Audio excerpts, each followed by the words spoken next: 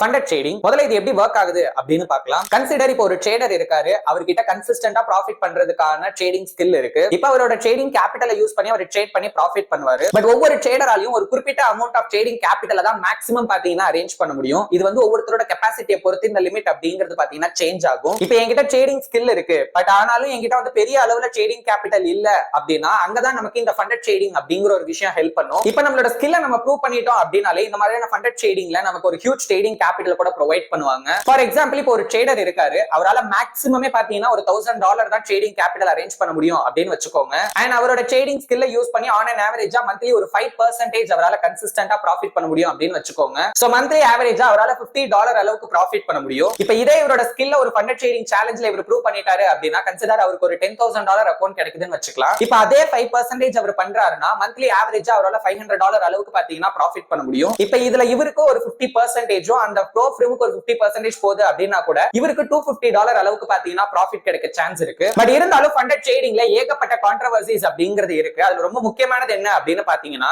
இந்த மாதிரியான ஃபண்டட் ட்ரேடிங்ல அவங்க ப்ரொவைட் பண்றது உண்மையாலே ஒரு ரியல் அக்கௌண்டா இல்ல டெமோ அக்கௌண்டா அப்படிங்கிற சந்தேகம் பாத்தீங்கன்னா இருக்கு. இந்த கான்ட்ரோவர்சிஸ் பத்தி எப்படி நம்ம ஒரு சக்சஸ்ஃபுல் ஃபண்டட் ட்ரேடர் ஆகலாம் அப்படிங்கறத பத்தி எல்லாம் டீடைல்டா இந்த வீடியோஸ்ல நாங்க எக்ஸ்பிளைன் பண்ணியிருக்கோம். லிங்க் ரிலேட்டட் வீடியோல இருக்கு, மறக்காம செக் பண்ணி பாருங்க.